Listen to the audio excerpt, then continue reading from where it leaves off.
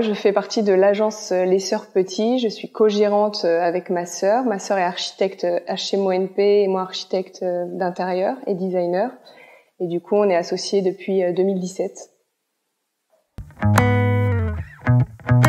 Donc, la diversité des clients et des goûts et des volumes. Parce qu'on touche, ma sœur étant architecte et moi architecte d'intérieur, on touche à de l'agencement sur mesure jusqu'à une volumétrie beaucoup plus importante, comme de la surélévation, de l'extension.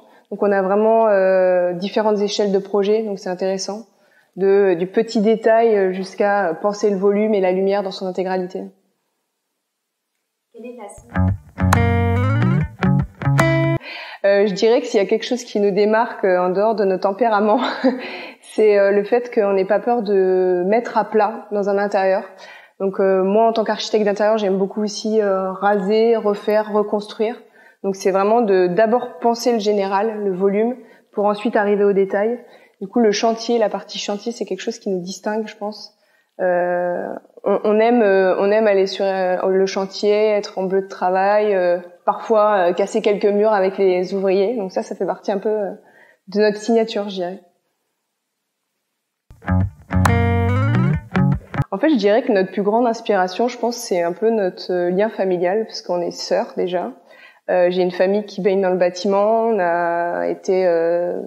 On a été depuis toute petite, en fait, avec mes frères, on faisait de la démolition pour mes parents. Du coup, on a été habitués à baigner sur des chantiers, à faire des saignées, à apprendre ce que c'est qu'une gaine électrique, etc. Du coup, c'est plutôt, en dehors, bien sûr, des comptes Instagram, d'architectes qu'on connaît, c'est plutôt un lien familial et une volonté d'aller plus loin aussi dans le détail.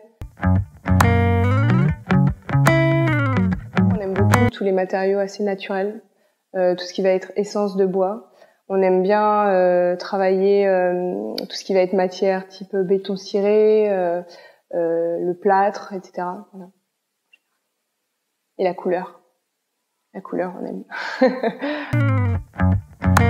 Alors en fait, cette maison, ce qui est assez intéressant, c'est que les anciens propriétaires, la femme du coup du propriétaire, son père était architecte, donc la maison a été entièrement construite par un architecte. Du coup, les volumes existants étaient très bien pensés. Enfin, on le voit dans l'entrée, on est sur une maison bourgeoise avec beaucoup de hauteur, un bel escalier qui va sur les étages, et on a une lumière qui est traversante de part et d'autre. Donc la maison était une belle maison, mais qui avait aussi, qui avait une certaine, qui datait d'une certaine époque et où les goûts et les couleurs n'étaient pas forcément au goût des clients.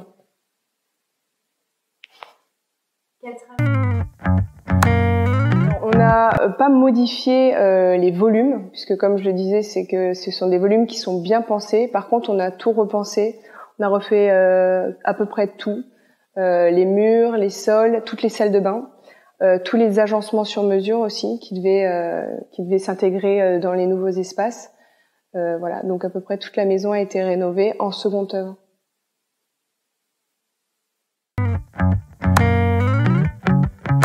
Alors la rénovation, elle a commencé en mars pour se terminer en août. C'était assez rapide.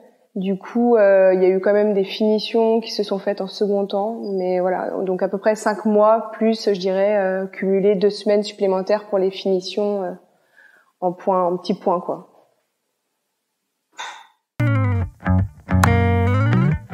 C'était des clients qui venaient d'un appartement à Paris et qui voulaient rendre la maison plus lumineuse, plus agréable, puisqu'ils ont 2 petites filles, donc créer des chambres d'enfants. Et à leur goût, donc avec beaucoup de clarté et de luminosité dans la maison. C'était des contraintes de temps, parce qu'on avait un timing qui était assez serré et finalement beaucoup de choses, donc beaucoup d'agencements sur mesure. Et ensuite, les contraintes, c'était les volumes, beaucoup de volumes. Je dirais que c'est une maison bourgeoise chic, voilà, et moderne, et qui garde aussi des aspects de l'ancien. Ce qu'on aime bien dans la rénovation, c'est garder des éléments existants et de les mettre en valeur avec le mobilier, la couleur, l'éclairage. Alors la pièce maîtresse, c'est le rez-de-chaussée, avec tout le rez-de-chaussée est du coup traversant, avec une lumière de part et d'autre naturelle. Et on a vraiment voulu garder ce côté traversant avec la cuisine et la salle à manger et le séjour, qui du coup est un peu comme un ruban de vie qui est complètement ouvert l'un sur l'autre, donc pour créer plus de convivialité dans cet espace. Avec un couple avec 2 enfants, donc l'idée c'était d'avoir une maison qui soit conviviale et qui invite aussi régulièrement beaucoup d'amis, de la famille.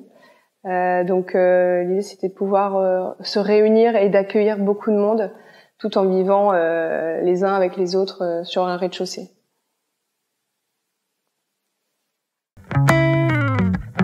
La cuisine, en fait, on l'a pensée ouverte sur la salle à manger et le salon pour justement créer de la convivialité entre ceux qui mangent, ceux qui sont au salon et le maître ou la maîtresse de cuisine. On l'a voulu chaleureuse parce qu'elle a une jolie lumière naturelle, donc on voulait ramener des essences de bois qui matchaient bien avec le parquet existant du salon.